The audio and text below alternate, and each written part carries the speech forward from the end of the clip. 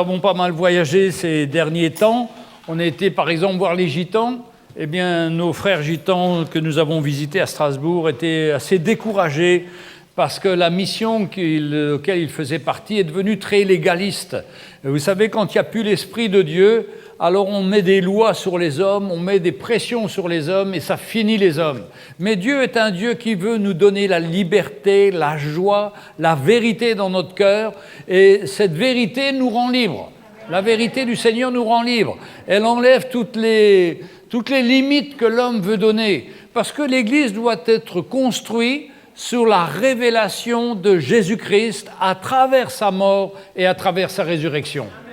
Si ce n'est pas construit là-dessus, mais que l'Église est construite, par exemple, on a des églises qui sont entièrement tournées vers la louange. Alors on loue le Seigneur, mais on ne connaît pas le Seigneur. On n'a que les mots, on a l'ambiance. Mais nous, ce n'est pas l'ambiance qu'on cherche. C'est la relation de nos cœurs avec le Seigneur, les uns avec les autres, mais d'abord avec le Seigneur. C'est pour ça que quand on connaît le Seigneur, il faut passer par la porte. La porte, c'est notre conversion, c'est le jour où on donne notre vie au Seigneur, où on reconnaît qu'on est pécheur, qu'on a besoin d'un sauveur. Ah, quelle grâce quand ça vous arrive. Parce qu'autrement, vous comprenez, vous analysez, ça ne va pas. Mais quand le Seigneur se révèle à nous, on voit pourquoi il a souffert sur la croix et on voit que nous-mêmes, nous sommes pécheurs loin de Dieu. Tout ce qu'on a fait, c'était souvent par motif personnel, par émotion, par différentes choses pour faire plaisir à la famille ou autre. Alors on a suivi les ordres ou on a suivi différentes choses. Mais le Seigneur veut nous libérer pour qu'on puisse se réjouir de l'œuvre qu'il fait dans notre cœur. Chaque jour, à chaque moment, sa grâce intervient. Pour cela, on passe par la porte, par la nouvelle naissance, la repentance. Je me rappelle, la première fois où j'ai entendu l'Évangile, j'ai donné mon cœur au Seigneur. Ça a changé ma vie totalement.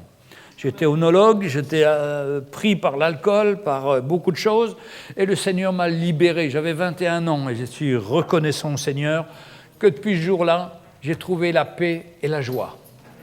Mais quand je n'ai pas la paix et la joie, ce n'est pas le Seigneur qui n'est pas là. C'est moi qui ne suis pas auprès du Seigneur. Et là, je dois connaître, je dois expérimenter la repentance. C'est-à-dire, ben Seigneur, je me suis écarté de toi, ou j'ai compté sur moi, ou j'ai compté sur ma sagesse. Et toute ma vie, depuis ma conversion jusqu'à maintenant, ce sont ces étapes-là qui marquent notre vie. On n'est jamais comme ça, on voudrait l'être. Et on tend à l'être, parce que plus on ressemblera à Jésus-Christ, plus on va progresser, on sera de moins en moins avec des hauts et des bas. Mais pour ça, il y a une œuvre qui doit se faire dans notre cœur. Et cette œuvre, elle se passe à travers la mort à nous-mêmes, la reconnaissance dans notre cœur qu'il y a encore de l'orgueil, qu'il y a encore de la jalousie, qu'il y a encore un esprit de supériorité sur ma conjointe, sur ma femme, hein, ma chérie. Hein. Mais tout ça, il faut que ça parte. Il faut que ma femme puisse s'exprimer, il faut qu'elle puisse être libre aussi. Et pour ça, il faut qu'il y ait une œuvre qui se passe dans mon cœur. L'apôtre Paul disait, il faut que je meure pour que vous ayez la vie. Ah, je suis reconnaissant au Seigneur qui m'a fait beaucoup mourir dans beaucoup de situations. Je suis passé par beaucoup de problèmes, mais ça m'a fait grandir. Ça a fait grandir notre couple. Ça a permis d'avoir un cœur à cœur beaucoup plus grand ensemble et de servir le Seigneur dans la liberté.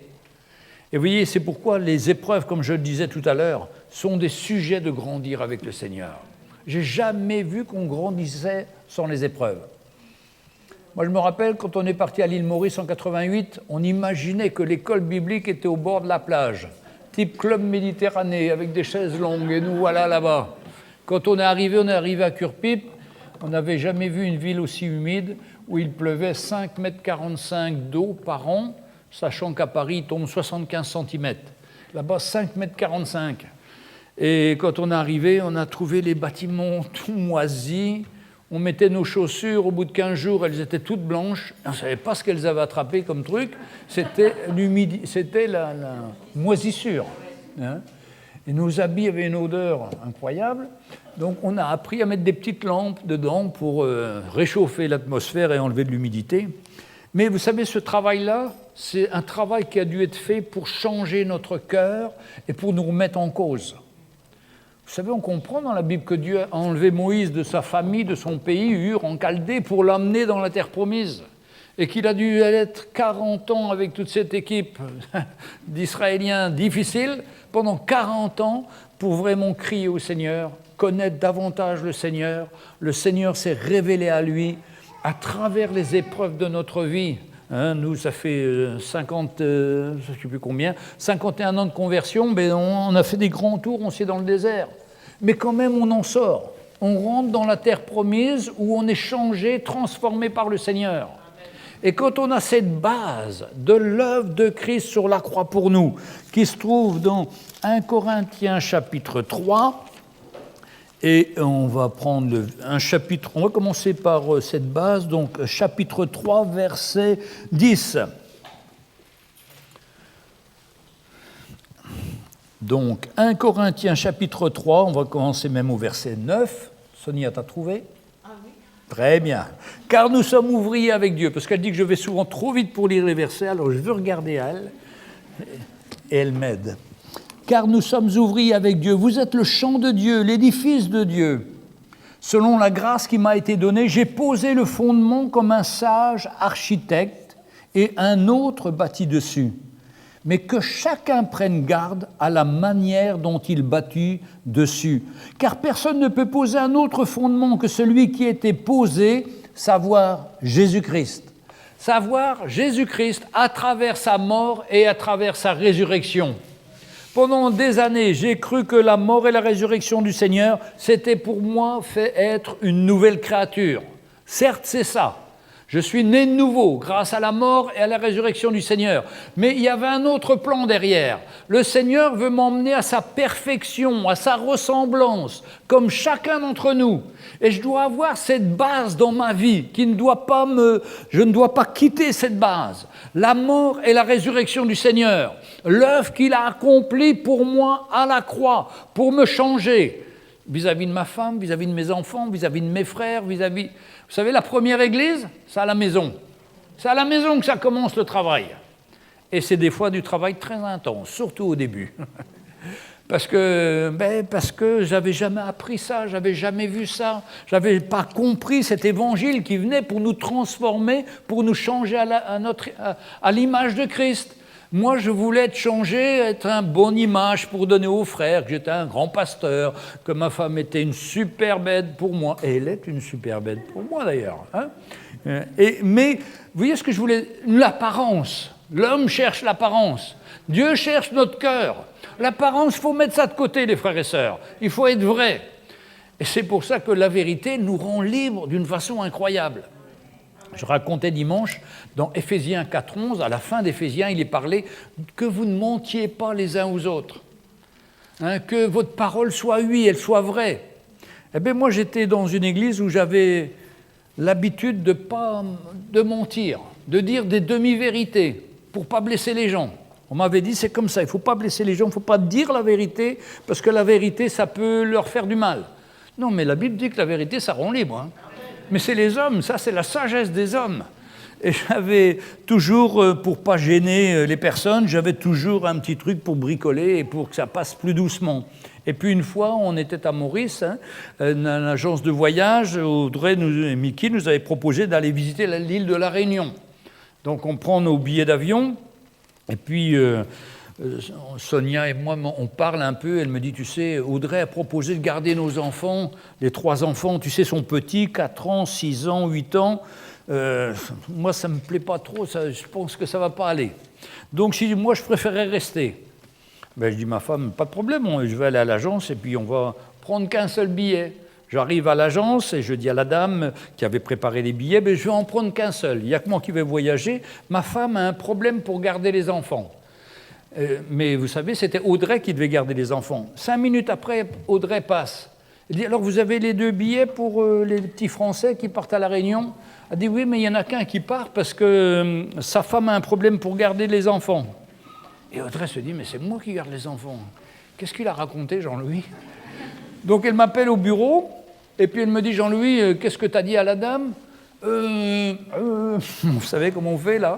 On est vachement gêné parce qu'on dit tiens, on a dit une bêtise encore. Mais la sœur Audrey me dit mais Jean-Louis, t'as menti. j'ai pris comme un coup sur la tête, mais c'est vrai, j'avais menti. Mais cette vérité qu'elle m'a dit, elle m'a rendu libre. Parce que je m'étais habitué à parler comme ça. J'avais été formé comme ça. Des fois, vous savez, on a des contacts, on a des habitudes, même dans nos églises. Et ces habitudes sont mauvaises. Mais quand l'évangile vient dans notre cœur, la vérité vient dans notre cœur, elle nous rend libres, les frères et sœurs. Et j'ai vu que j'étais menteur, que j'avais menti, que je n'avais pas dit la vérité en face. Et je me suis dit, maintenant, il faut que je grandisse, il faut que je change. Et je me suis humilié, j'ai demandé pardon au Seigneur, et le Seigneur m'a aidé à ce qu'on puisse dire la vérité. C'est pour ça que nous sommes le peuple de la vérité. Que ton oui soit oui, que ton non soit non. Ce qu'on rajoute vient du malin, nous dit la parole. Et cette œuvre du Seigneur, tout d'un coup, travaille mon cœur, et je me dis, mais qu'est-ce qu'il y a encore que le Seigneur va encore changer dans ma vie ? Mais c'est bon quand on a cette attitude-là, parce qu'on dit, Seigneur, j'ai besoin de toi, j'ai besoin que tu me montres un petit peu tout ce qu'il y a en moi, tout le légalisme qu'il y a en moi. Non, mais pourtant, moi, je suis un gars bien. J'ai toujours cru que j'étais quelqu'un de bien jusqu'à mon mariage.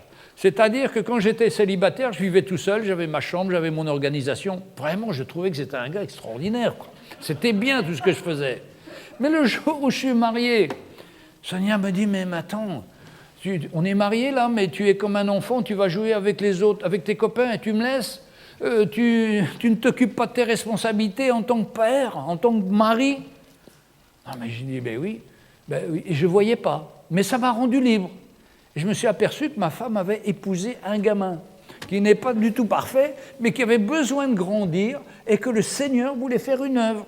Mais gloire à Dieu, les frères et sœurs. C'est la vérité qui nous rend libres. Et parce que ces choses se sont passées dans notre couple, petit à petit, la vérité est venue. Et puis, j'ai eu envie de changer. Avant, je disais, il faut que ce soit ma femme qui change, il faut qu'elle m'accepte comme je suis. Non, c'est pas ça. Parce que quand on monte sa femme avec un doigt, il y a 3 doigts qui nous regardent. Hein. J'ai toujours pensé à ça. Donc, l'accusation, c'est nous qui devons déjà changer. Et une fois que nous changeons, Dieu est capable de changer notre femme. Parce que Dieu est tout-puissant. Et quand ma femme me voit changer, elle a de l'espérance pour elle. Elle a dit, moi aussi je peux changer. Et comme ça, on a grandi dans notre couple, en se frottant de temps en temps, et en des petites fâcheries, et puis on a appris à se pardonner mutuellement, à pardonner à nos enfants, à demander pardon à nos enfants, à aider nos enfants à grandir aussi avec le Seigneur. Mais c'est le plan du Seigneur. Mais parce qu'il y a cette œuvre de la croix dans notre vie, nous ne sommes pas comme les gens du monde. Nous savons qu'il y a une œuvre, un progrès qui doit venir dans notre vie. Pourquoi ? Parce que tous les gens autour de nous, ils sont pris dans leur situation, dans leurs problèmes, ils ne connaissent pas le Seigneur, ils ne connaissent pas la droite de leur gauche. Et même les œuvres chrétiennes, souvent les églises chrétiennes, ne comprennent pas ça. Certaines prêchent le confort, comment être heureux, comment avoir la paix, comment être riche. Mais ce n'est pas ça qui doit changer. C'est comment je vais changer et comment je vais ressembler davantage à Jésus.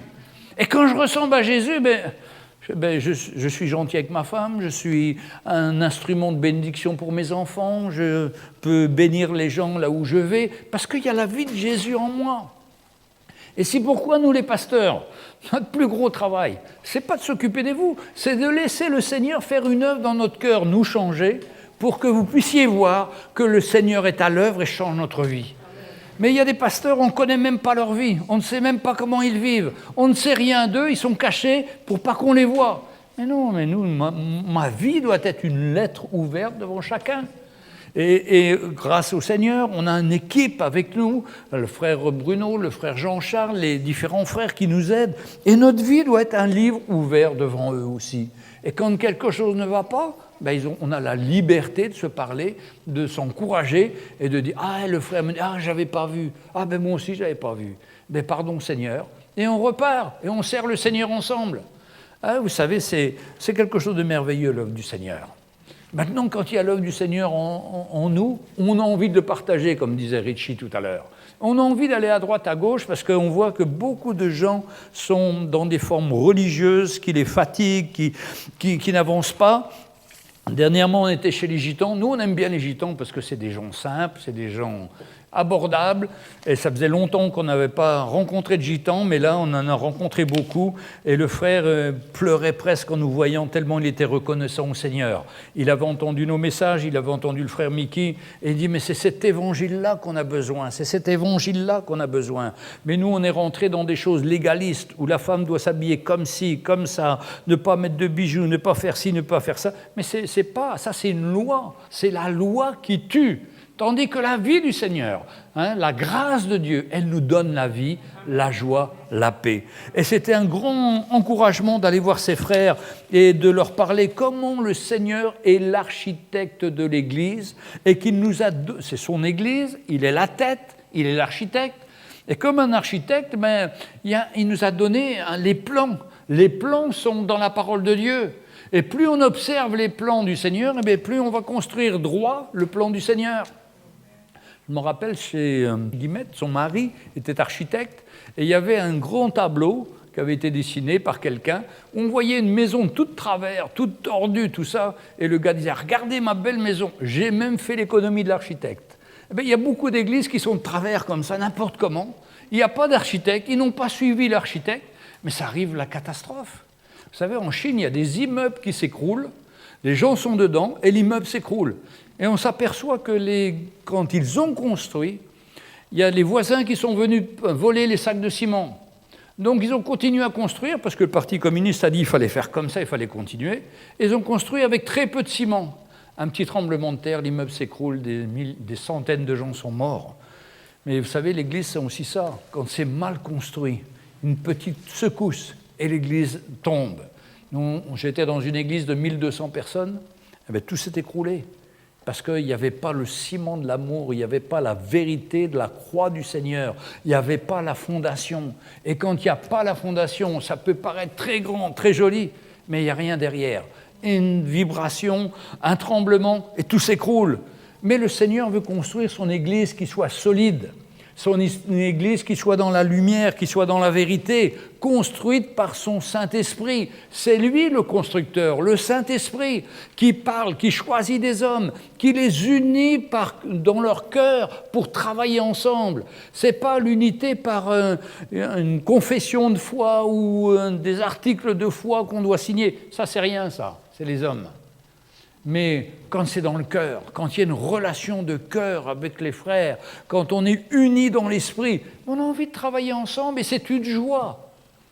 Vous savez, quand on est pasteur, j'ai été pasteur pendant des années sans pouvoir partager mon cœur avec un autre frère, parce qu'il aurait dit du mal de moi, je voulais pas, il fallait paraître à cette époque-là, quand on ne connaissait pas l'évangile de la croix. Et puis quand l'évangile de la croix est venu, j'ai trouvé des frères avec qui je pouvais même partager mes faiblesses, leur confesser et demander de prier pour moi. Et quelle aide cela! Quelle aide c'est cela? Parce qu'on grandit ensemble, on prie les uns pour les autres, on se fortifie ensemble. Et ça fait 30 ans quand même, 31 ans qu'on travaille avec le frère Mickey et toute l'équipe et qu'on n'a jamais eu de division ni rien. On est toujours restés unis pour travailler ensemble. On a eu des opinions différentes, on a eu des avis différents, mais ce n'est pas ça qui nous a divisés, au contraire. Alors, je me souviens qu'une fois, avec Bruno, Jean-Charles et moi-même, j'avais un avis différent sur un sujet, et on n'arrivait pas à comprendre ou à saisir ce qu'on voulait dire les uns les autres. On a téléphoné au frère Mickey, et puis le frère Mickey m'a dit « Mais c'est Bruno et Jean-Charles qui ont raison. Jean-Louis, tu ne dois pas voir le problème, tu ne vois plus pas ce que c'est. » Bon, mais j'ai dit « Mickey, il n'y a pas de problème, je me soumets, j'accepte pleinement. » Et j'ai accepté, et puis quelques temps après, les frères m'ont dit, au fait, c'était quoi le problème qu'on avait de division? Ah ben j'avais oublié. Parce que quand le Seigneur efface, c'est effacé. Tandis que dans les églises, ça reste comme une dent, comme disait ma grand-mère, quand les Allemands sont repartis, on leur pardonne, mais on ne les oublie pas. On les pardonne, mais on n'oublie pas. Mais non, avec le Seigneur, il faut oublier, les frères et sœurs. Et la vie de l'Église, c'est justement une Église unie où on travaille ensemble pour la gloire du Seigneur. Et c'est cette fondation qui est notre force. Cette fondation qui nous change jour après jour, chacun d'entre nous. Et chacun d'entre vous, pareil, les frères et sœurs. Il faut que cette fondation soit dans votre vie d'une façon forte et qu'elle vienne en train de vous transformer. Que vous pouvez vous dire, gloire à Dieu, je ne suis pas comme il y a 1 mois ou il y a 3 mois. Je vois une œuvre du Seigneur dans mon cœur. Je laisse le Seigneur agir. Parce que la vie, on passe par des étapes et des situations. Et il faut mettre à mort notre chair pour ne plus piquer nos colères. Hein. Vous voyez ce que je veux dire? Les colères, là, c'était quelque chose de terrible. Quelqu'un me doublait et passait devant moi. Ça m'énervait. Et ça explosait. Non, maintenant, on dit que le Seigneur le bénisse. Hein? Il faut que le Seigneur nous change. Et chacun d'entre nous, le respect qu'on doit avoir l'un à l'autre, supporter, avoir la patience. Hein? Mais ça, c'est la grâce du Seigneur qui veut manifester sa vie dans nos vies. Quelle grâce qu'on se tienne sur ce fondement solide.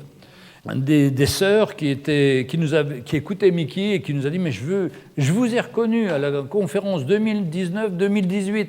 J'ai vu que vous étiez assis là. » Parce qu'il y a 1 an, on était allé lors du décès de mon papa dans cette église et la dame nous avait vus. Alors je ne sais pas, on a peut-être une tête vraiment particulière, mais elle nous a reconnus encore 1 an après, chose impossible pour moi. Hein. Mais elle nous a reconnus, elle nous a écrit, on a été la visiter, et puis elle nous dit, mais vous savez, ce que vous prêchez, c'est tellement libérateur, c'est ça qu'on a besoin. Mais là, on est dans une structure où le pasteur veut faire l'église comme lui veut. Il a mis dehors tous les anciens, il a mis dehors tous les responsables de l'association officielle, du bureau. Il veut faire tout seul. Et ce qu'il veut faire, c'est terrible. Bon, je ne vais pas rentrer dans les détails, mais mes frères et sœurs, s'ils avaient l'évangile de la croix, ils seraient tellement plus forts, tellement plus dans la vérité, tellement plus dans le plan du Seigneur, et chacun serait béni. Parce que le but du Seigneur, c'est que chacun d'entre nous grandisse. Il ne faut pas que nous restions des bébés. Nous sommes appelés à être des hommes faits à la stature parfaite de Christ, à ressembler à Jésus-Christ.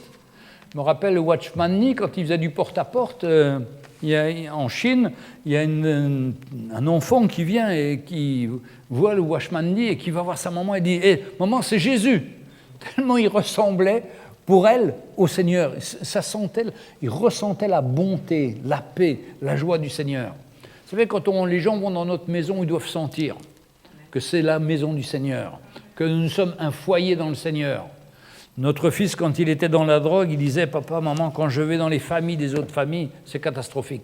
Mais quand j'arrive ici, et même mes copains me disent « Mais il y a la paix chez toi, les gens sont pas en guerre, il y a la paix, il y a la joie, c'est tellement différent de chez moi. » Et c'est vrai, quand il y a la paix du Seigneur, quand le Seigneur est dans notre maison, il doit régner.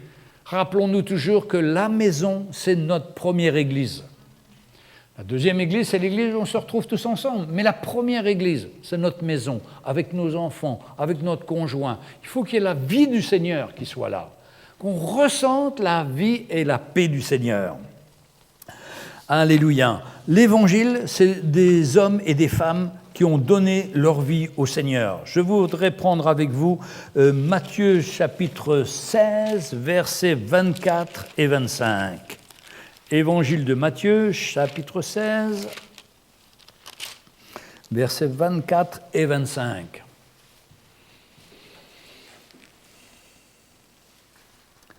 Alors Jésus dit à ses disciples, « Si quelqu'un veut venir après moi, qu'il renonce à lui-même, qu'il se charge de sa croix et qu'il me suive. » Renoncer à nous-mêmes, c'est refuser nos plans, de chercher notre volonté, de vouloir imposer notre caractère, notre façon de voir.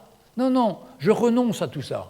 Moi, ce que je veux voir, c'est le cœur du Seigneur, émaner le cœur du Seigneur, afin qu'on puisse voir le cœur du Seigneur en moi. Car venir après moi, qu'il renonce à lui-même, qu'il se charge de sa croix et qu'il me suive. Alors sa croix, ça peut être les épreuves qu'on passe les uns les autres, les situations dans nos familles, nos enfants, nos parents, toutes les situations qu'on va connaître. On prend notre croix et on suit le Seigneur. Et quand on suit le Seigneur avec notre croix et qu'on le sert, il s'occupe de nous. Hein? Cherchez d'abord le royaume de Dieu et toutes choses vous seront données par-dessus tout. Si vous pensez que vous tournez en rond en ce moment, c'est parce que vous êtes trop tourné vers vous-même, Vous ne regardez qu'à vos besoins. Mais occupez-vous un petit peu des voisins, des gens autour de vous. Apportez l'amour du Seigneur, la vie du Seigneur. Vous allez voir, d'une part, qu'ils vont être encouragés, mais vous, encore plus. Vous allez être bénis, renouvelés. Et Dieu va s'occuper de vos problèmes. Parce que vous savez, 95% de nos problèmes, ça n'existe pas. Ce n'est pas des vrais problèmes, c'est des problèmes qu'on s'imagine ou qu'on a peur ou des craintes qui viennent en nous. Mais quand on est au Seigneur, le Seigneur prend soin de ces choses-là. On s'occupe de son œuvre et lui s'occupe de nous et sa grâce se manifeste.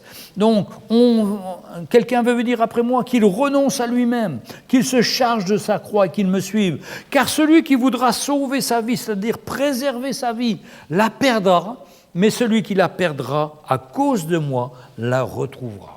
Quelle grâce! Vous voulez retrouver une vie heureuse, une vie joyeuse avec le Seigneur. Mais perdez votre vie, capitulez devant le Seigneur, laissez le Seigneur prendre soin de vous, et il va s'occuper de vous, et il va vous fortifier, il va vous équiper.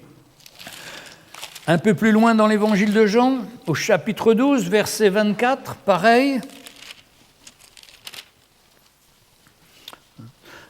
Un chapitre 12, verset 24. Évangile de Jean, chapitre 12, verset 24. En vérité, je vous le dis, si le grain de blé qui est tombé en terre ne meurt, il reste seul. Mais s'il meurt, il porte beaucoup de fruits. Ça parle de notre vie qui est comme un grain de blé. Si on tombe en terre et qu'il n'y a pas de terre dessus, il reste seul, il ne va pas germer, eh bien, il va mourir, il n'y aura rien qui va se passer. Mais s'il meurt, il va pouvoir produire du fruit et multiplier par 100, par 50. Il va pouvoir être utile. Notre vie, il faut qu'on meure à nous-mêmes. Et d'ailleurs, une caractéristique de mourir à nous-mêmes, ça fait qu'on n'est plus influencé par ce que pense telle ou telle personne sur moi, sur ma vie ou sur ce que je fais. Parce que souvent, les gens se blessent mutuellement parce qu'un tel a dit ça ou a pensé ça. Mais si je suis mort, je ne suis plus blessé, mes frères et sœurs. Parce que je prie pour le frère, la sœur, qui a peut-être dit quelque chose de vrai, donc dans ce cas-là, je me pose la question, ou qui a dit quelque chose de faux. Mais peut-être il en est là où il est. Et je bénis ce frère. Et moi, je continue à grandir. Mais si je ne suis pas mort, je vais réagir, je ne vais pas être content, je vais faire la tête. Non, ce n'est pas comme ça qu'il faut réagir. Il faut vraiment avoir le cœur du Seigneur. La Bible nous dit de prier pour nos ennemis, prier pour ceux qui nous veulent du mal. Et le Seigneur saura changer leur cœur. La grâce de Dieu est capable de changer le cœur de nos ennemis. Qui sommes-nous pour juger? Nous ne comprenons pas tout, nous ne voyons pas tout, mais remettons ces choses au Seigneur et surtout marchons sans condamnation. Il n'y a pas de condamnation pour ceux qui sont en Jésus-Christ. Est-ce que les frères et sœurs vous sentez condamnés de temps en temps? Parce que la condamnation, elle vient de l'ennemi de nos âmes. C'est lui qui vient nous accuser. Et donc, il n'y a pas de condamnation pour ceux qui sont en Jésus-Christ. Il n'y a qu'une chose à faire, c'est de se repentir. Si la condamnation est justifiée, si nous sommes passés à côté, on s'humilie devant le Seigneur et le Seigneur nous pardonne, nous restaure. C'est lui le juste juge. Mais nous ne devons pas marcher sous la condamnation. Nous devons toujours accepter le plan du Seigneur, laisser la croix du Seigneur nous laisser agir dans notre vie, et de plus en plus, nous allons changer, être transformés à l'image du Seigneur. Quelle grâce! Vous savez, l'histoire du grain de blé, c'est quelque chose qui m'a marqué. J'étais agriculteur, et donc je semais le blé aussi. Et puis, quand je voyais ce verset-là, je savais que c'était ma vie. Il fallait qu'elle meure, mais ça ne me plaisait pas du tout. Alors, je tournais la page, là, hop, et on passait à autre chose. Et c'est terrible, alors que ces versets-là sont des versets clés pour notre vie. Si on accepte de mourir à nous-mêmes, on n'est plus blessable, on a un cœur pour le Seigneur, on est libéré, on sert le Seigneur de tout notre cœur. Mais c'est merveilleux, et on est libre. Parce que le vrai bonheur, les frères et sœurs, c'est pas de gagner de l'argent. Le vrai bonheur, c'est pas le manger et le boire, dit Jésus. C'est la paix et la joie par le Saint-Esprit. C'est avoir dans notre cœur cette paix, cette joie, de connaître le Seigneur, de pouvoir lui remettre notre journée, nos situations, de lui faire confiance pour notre vie. On n'a plus de crainte, on n'a plus de peur. La grâce de Dieu est là. On n'a pas tout ce qu'il nous faut peut-être, mais ce qu'il nous donne est suffisant pour chacun d'entre nous. Merci Seigneur, parce qu'il nous donne toujours ce dont on a besoin. Il est fidèle, mais on n'a pas au-delà. Mais quelle grâce, c'est pas grave. Mais c'est le principal, c'est d'avoir cette paix et cette joie du Seigneur dans notre cœur, de pouvoir nous attendre à lui parce qu'il est fidèle et qu'il prend soin de nous. Frères et sœurs, que d'années d'erreurs, que de temps passé à côté sur ces sujets pour ma vie. Mais il a fallu du temps pour comprendre. Et ça, c'est la patience que nous devons avoir égard à chacun d'entre nous. Et frère Mickey a beaucoup patienté pour moi. Et puis, vraiment, je suis reconnaissant aujourd'hui. Et vous savez ce qu'il me dit maintenant ? Ben Jean-Louis, j'ai patienté pour toi, ça c'est vrai, hein, et c'était pas mal d'années. Maintenant, toi, il faut que tu patientes pour les autres. Eh bien, c'est à ça que nous sommes appelés. On n'a pas fini. Maintenant, c'est à nous de manifester la patience pour les autres et de nous attendre au Seigneur. Mais je sais que partout, le Seigneur ouvre des portes, ouvre les cœurs des pasteurs et qu'on a de plus en plus de relations, de contacts et que l'œuvre de Dieu s'agrandit de plus en plus, qu'on va avoir encore davantage besoin de voyager les uns les autres. Quand on va à Strasbourg, on a 500 km aller, 500 km pour revenir. Et quand on arrive et qu'on repart, qu'on a prêché là-bas, qu'on a discuté pendant des heures à table avec les frères pour les encourager et tout ça, on reprend pour 500 km, c'est vraiment dur. Mais il y a un frère ce matin qui dit « La prochaine fois que tu vas aussi loin, appelle-moi, je conduirai ta voiture. » Mais merci Seigneur. On est ensemble et on va prendre des forces et on va pouvoir servir le Seigneur ensemble. Chacun fait sa part. Vous savez, l'œuvre du Seigneur, ce n'est pas de faire des grandes choses, c'est que chacun soit fidèle à l'appel que Dieu lui adresse. Fidèle dans ce qu'il lui demande. Si vous faites ce que le Seigneur vous demande, mais gloire à Dieu, le Seigneur va se glorifier. Ce qu'il ne faut pas, c'est de dire « Oh ben non, c'est trop, ça ne m'intéresse pas ça, c'est trop petit, c'est trop petites choses à faire ». Non, non, on commence par les petites choses. Quand on est fidèle dans les petites choses, Dieu nous en confiera des plus grandes. Ce n'est pas les hommes, c'est le Seigneur qui vous les confiera. Et les hommes ne pourront pas empêcher la chose. Donc, gloire au Seigneur. Le Seigneur est à l'œuvre. Et on veut servir le Seigneur de plus en plus, s'attendre à lui, aligner notre cœur avec son plan, savoir qu'on est toujours en train de mourir, on n'a pas fini. Il y a encore la chair qui se manifeste de temps en temps, mais de moins en moins. Et quand cette chair se manifeste, on réagit de plus en plus vite. Et on remet ça au Seigneur, on s'attend à lui, on vient à la croix, on s'humilie devant lui et il nous redresse et il nous fortifie. Frères et sœurs, la vie chrétienne, c'est une vie où on se repent, on demande pardon au Seigneur, on repart, on se relève avec sa grâce. Ce qui est terrible, c'est quand on est découragé, qu'on reste en bas. Ça, c'est le plan de l'ennemi. Mais le plan du Seigneur, c'est toujours de nous relever, de retrouver la joie du Seigneur. Et je dis, il n'y a pas de plus grande joie pour moi quand je me repens, parce qu'une fois que je me suis repenti, je suis libre. Je ressens que tout est possible avec le Seigneur. Tout est possible. Il est capable de m'utiliser, il est capable de me changer, il est capable d'enlever les défauts qu'il y a encore en moi, il est capable de me donner de l'amour pour ma femme, pour mes enfants. Il est tout puissant. Et nous pouvons nous confier en lui. Et après, c'est une grande joie quand on va voir ses frères et sœurs et qui repartent. « Ah, ça m'a fait du bien ce que vous avez partagé. Ça m'a fait du bien. J'ai senti mon cœur qui était tellement lourd. Et on a pleuré, on a prié ensemble. Et le Seigneur m'a relevé. » Gloire au Seigneur. Et le Seigneur a un grand plan. Et il y aura du travail pour chacun d'entre nous, mes frères et sœurs. Parce que la mission, la moisson est grande. Et il y a peu d'ouvriers. Et Dieu veut qualifier ses ouvriers pour qu'on aille de plus en plus et qu'on soit des instruments de bénédiction pour nos frères et sœurs. Vous savez, certains sont dans une église, ils sont comme dans une glace. Ils ne voient pas le plan du Seigneur. Ils entendent, mais ce qui est prêché n'est pas la vérité qui libère. Alors ils sont comme derrière une glace. Ils voudraient que ce soit comme ça. Mais ce n'est pas comme ça, parce qu'il n'y a pas la structure, il n'y a pas l'équipe, il n'y a pas le message. Et s'il n'y a pas le message, ils ne reçoivent pas. Alors ça lui fait du bien un peu de temps, mais ça ne va pas loin. Mais le Seigneur est en train d'établir son Église. Il est en train de nous établir, chacun d'entre nous. Il est en train de nous fortifier. Ouvrons nos cœurs à sa grâce. Ouvrons grand nos cœurs. Acceptons l'Évangile. Ce n'est pas comme on avait pensé, mais ce n'est pas grave. C'est comme lui a pensé. Parce que lui a pensé, lui, c'est la vérité. C'est la bonne chose. Et quand on sert le Seigneur dans la bonne chose, on grandit, on s'épanouit et on va de progrès en progrès. On distingue de plus en plus le bien du mal, ce qui n'est pas du Seigneur, ce qui est du Seigneur. On voit le plan du Seigneur s'établir. Et gloire au Seigneur, on se construit intérieurement et on se fortifie dans le Seigneur. Je disais mes frères ce matin, nous sommes mariés depuis 46 ans, c'est ça 44, 46, je ne m'en rappelle plus. Ça change tout le temps et puis en même temps j'oublie. Mais je sais une chose, c'est qu'on va de progrès en progrès. On s'aime de plus en plus, on sert le Seigneur et c'est une grâce du Seigneur. Vous savez, la vie chrétienne, c'est ça, on commence des fois vraiment, on partit de tous les côtés et puis le Seigneur nous unit, il travaille notre cœur. Et tant qu'on sent qu'on travaille, que le Seigneur travaille notre cœur, qu'on est en train de changer, il y a de l'espérance. Parce que le Seigneur veut nous amener à sa perfection. Il veut nous amener à être reconnaissants pour tout ce qu'il nous donne, pour tout ce qu'il fait dans nos vies. Quelle grâce!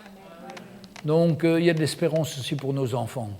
Quand les parents servent le Seigneur, il y a de l'espérance pour nos enfants. Et on est reconnaissant au Seigneur. On a une responsabilité vis-à-vis de ces enfants, à les conduire dans le chemin du Seigneur. Mais ça, c'est un autre sujet, nous en parlerons prochainement.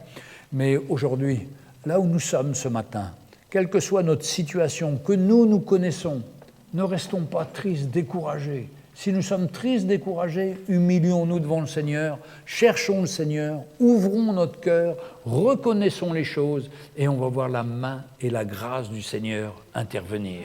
Parce qu'il est fidèle et il veut nous voir bien, il veut nous voir en paix, en joie, le servant de tout notre cœur. Sa grâce est là, on s'attend à lui, il y a tout. Son œuvre de la croix est parfaite. Quand il est mort sur la croix, il a dit « tout est accompli ». Tout est accompli pour que tu sois bien, que je sois bien, qu'ensemble, on soit bien pour servir le Seigneur. Quel miracle il a accompli, parfait pour chacun d'entre nous. Amen, mes frères et sœurs. Alléluia. On va se lever, on va remercier le Seigneur. On va être reconnaissant au Seigneur pour tout ce qu'il fait et tout ce qu'il veut continuer à faire dans chacune de nos vies.